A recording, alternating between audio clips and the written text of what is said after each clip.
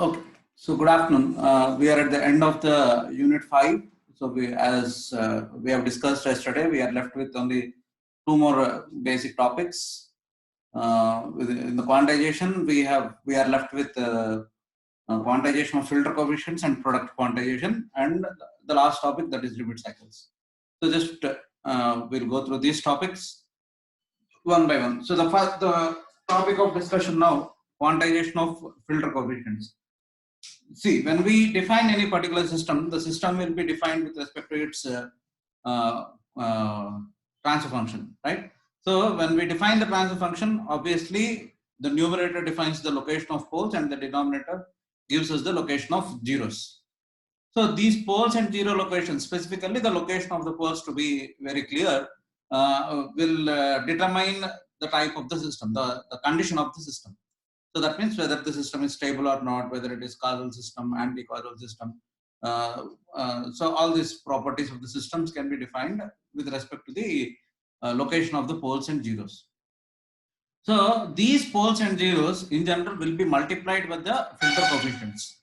So because of this multiplication, there could be a probability of shift of this pole and zero location, resulting which your system condition may be changed, right? So when you multiply the filter coefficient with the pole zero location, so there is a probability of shifting of your pole zero location, as a result of which the condition of the system will obviously be changed. So a system which is stable could be converted into an unstable system because of this multiplication. So when you multiply, how it changes, obviously what is happening, you are quantizing the digital analog data, so that you are obtaining the digital format of that, and this you are rounding or truncating it, right? That is what quantization is. So that truncated or rounded coefficient is multiplied with the pole. As a result, obviously the location of the pole changes. So this is what quantization of filter coefficients is, right? So the concept is quantization of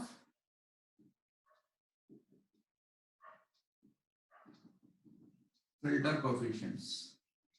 So hope you understand, right? So that is what quantization of filter coefficients is. Now how to minimize this quantization effect? So there are three fundamental points that we need to observe here in order to minimize this. The first important point is, if you have large number of poles in your transfer function, represent that large number of poles in the form of interconnection of second order functions. For example, you have a sixth order transfer function. So make it three second order functions, like one second order function, next 2 to 4, like that, 3 to 6. Okay, so you make your large sequence or large transfer function with large number of poles and zeros as an interconnection of small transfer functions, right? That is the first point. The second point is, realize this small transfer functions in the form of either cascade form or parallel form, right?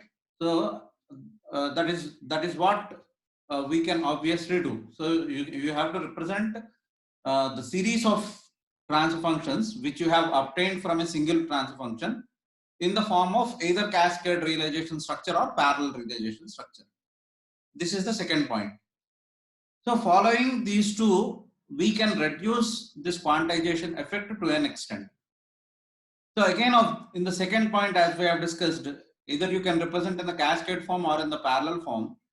In general, the cascade form is preferred compared to the parallel form, right? So why this cascade form is preferred? Because it can the impact of this quantization with respect to the filter coefficients will be less in the cascade form rather than that of the parallel form, and hence we prefer cascade form of realization instead of the parallel form of realization. Okay. So I just will take an example here so that you can understand how this quantization effect can be reduced when I implement using a parallel form of realization, right?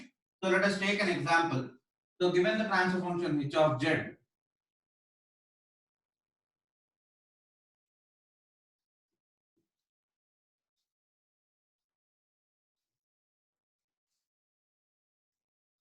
.5 z inverse into 1 minus 0.45 z inverse, right? So this is the transfer function that is given.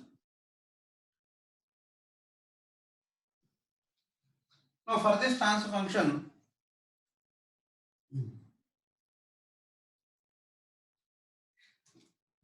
let me realize this using direct form first and then using cascade form. Then I'll observe the difference between cascade form realization and direct form realization so that we can give some conclusions there, right? So I can write this as z square by z minus 0.5 into z minus 0.45. So now I have two poles. One pole is at z equal to 0.5. Another pole is at z is equal to 0.45. Okay. So observe carefully. The poles are located at 2 points at z equal to 0.5. So one pole is at z equal to 0.5. Another pole is at 0.45. So from the given equation, we have the poles located at this point. Now I am going with direct form realization.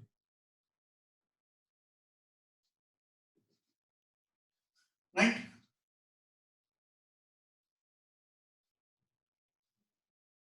So 1 by 1 minus 0.5 z inverse into 1 minus 0.45 z inverse. So this can be 1 minus 0.95 z inverse plus 0.225 z power minus 2. So just simply expanding this equation. So now this 0.95, so convert it into the decimal point binary. Convert to binary first. So when I convert into to binary, so this will be 0.1111 to the base 2. Now truncate it to 3 bits. So this will be specified in the problem itself. So to how many bits you have to truncate, or if it is rounded, to how many bits you have to round up. Okay. So here we are truncating it to 3 bits. So 0.111 to the base 2. Now again converting back into decimal,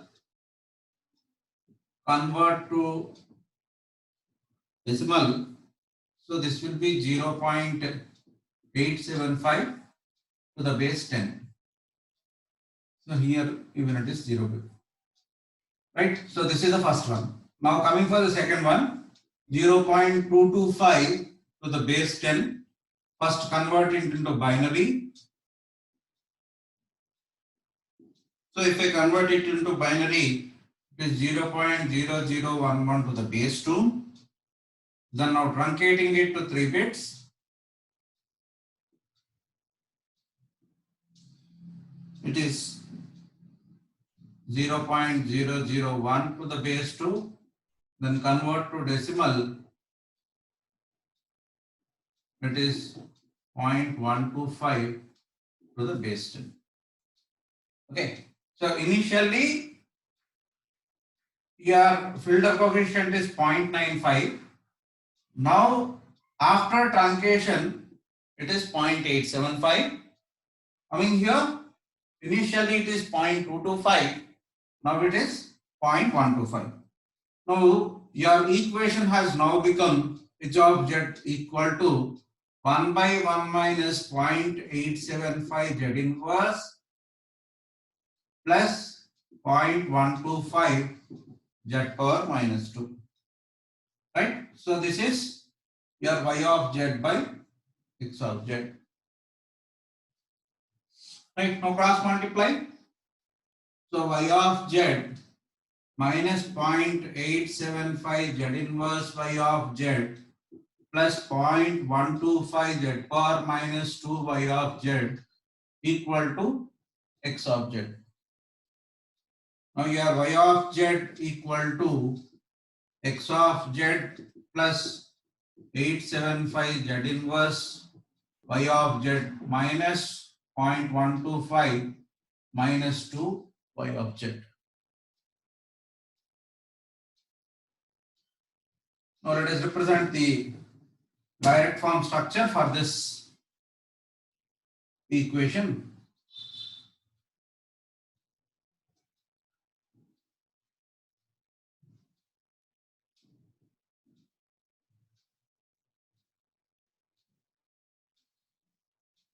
So this is your x of z, this is your y of z. Now your y of z is delayed by 1 unit and multiplied by 0.875. So this is z inverse multiplied by 0.875 and it is added to your x of z, right? So 0.875 z inverse y of z.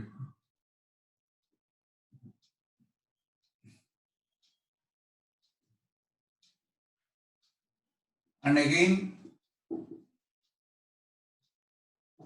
because of this, your y of z is again delayed by 1 more unit, multiplied by 0.125, added to the previous case, right? So this is your direct form structure for the given,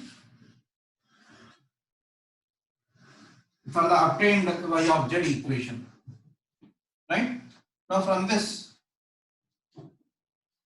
your h bar of z is equal to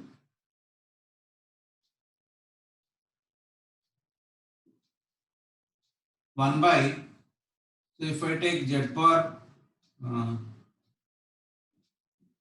okay, so first I represent the equation. So y of z equal to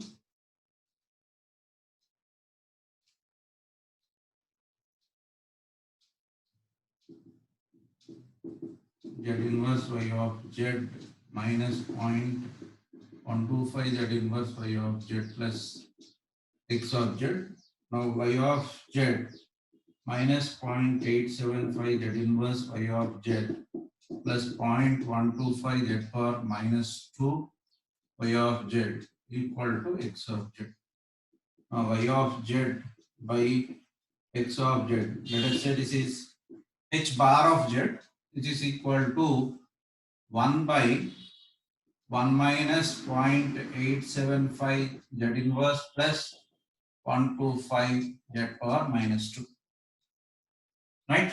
Now in the denominator, if I take z power minus 2 common,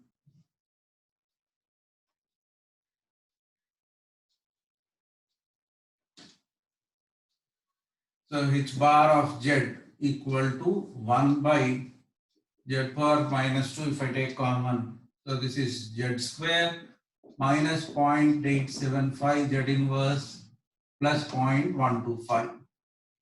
Or you can write it as z square by z square minus 0.875 z inverse plus 0.125.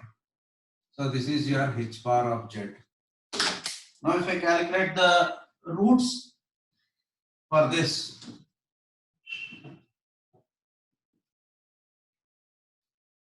so if I calculate the roots for this, I get the roots as 0.695 into z minus 0.18. So now the roots are 0.695 and this is equal to 0.18. Now you compare, your original roots are 0.5 and 0.45. Now after implementing the truncation process and the quantization with respect to the filter coefficients, the obtained roots are 0.695 and 0.18. right? So this is with respect to the direct form case. Now let us see what happens if it is with respect to the cascade form of realization. So the second method, this is cascade form.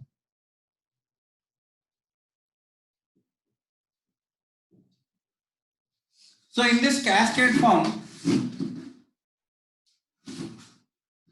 so you don't need to multiply both the given sequences, or so directly you can take your h of z is equal to 1 by 1 minus 0.5 z inverse into 1 minus 0.45 z inverse. This is the given function, right?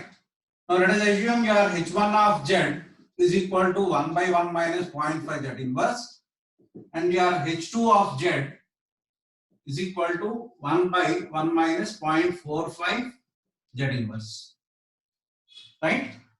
Now realize these two individually. So 0.5 to the base 10, right? Now convert it into binary, convert to binary. So what happens? This is 0.1000 to the base 2. Now if it is truncated to 3 bits, 0.100 to the base 2. Now convert to decimal, it will be again 0.5 to the base 10. Now the second point, 0.45 to the base 10. Now if you convert it into binary, so it will be 0.0111 to the base 2.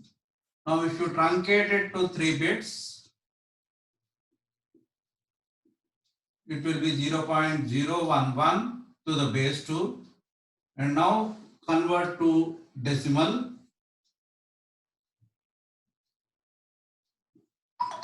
Now if you convert to decimal, it will be 0.375 to the base 10. Okay. So initially, the given transfer function is split into two parts, two individual transfer functions, h1 of z and h2 of z. Now from h1 of z, I am considering the pole 0.5 and I am converting into decimal, truncating it by 3 bits and converting back into the decimal point. Similarly, from the second transfer function, I am considering the pole location, converting into binary, truncate by 3 bits, truncate to 3 bits, convert back into the decimal, right? Now, your function now becomes h1 of z is equal to 1 by 1 minus 0.5 z inverse, and the second function h2 of z is now 1 by 1 minus 0.375 z inverse. Now this is y of z, y1 of z by x1 of z, which is equal to 1 minus 0.5 z inverse. And let us say this is y2 by x2 of z, which is equal to 1 by 1 minus 0.375 z inverse. Simply cross multiply y1 of z minus 0.5 z inverse y1 of z is equal to x1 of z. Now in the second case it is y2 of z minus 0.375 z inverse y2 of z is equal to x2 of z. Right?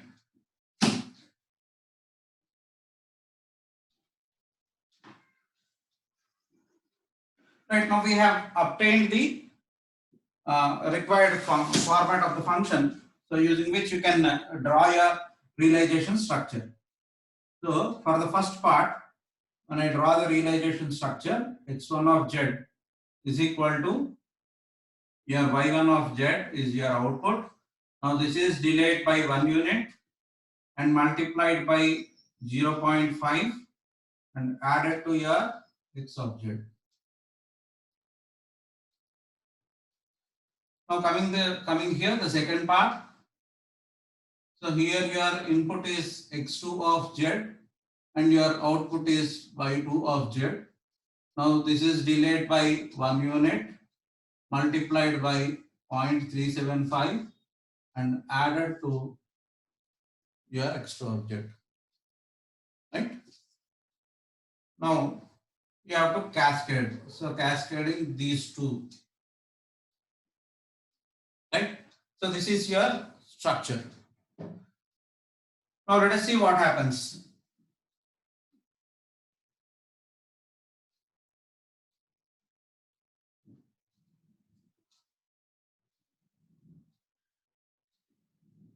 Now your H1 bar of Z is equal to 1 by 1 minus 0.5 Z inverse with respect to the first pole, and your second factor H2 of Z is equal to 1 by 1 minus 0.375 Z inverse. This is your second pole. Now your H of Z will be H1 of Z into H2 of Z. So 1 minus 0.5 Z inverse into 1 minus 0.375 Z inverse. Now your poles are P1 is equal to 0.5 and your pole P2 is equal to 0.375.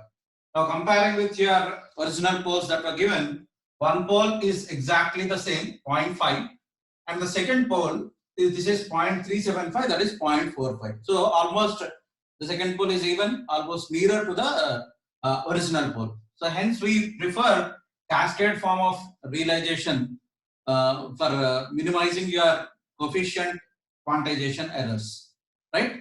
So we have seen with respect to the direct form structure, there you have a large difference between your original poles and the extracted poles after truncation, and we have seen the same process when carried out with the cascade form of application or cascade form of realization. The poles locations are approximately or nearly equal to your original poles. Hence, we follow the cascade form of realization for minimizing the quantization with respect to coefficients, right? Filter coefficients. Then the next part is product quantization, and then we will see with the limit cycle oscillations in the next lecture. Thank you.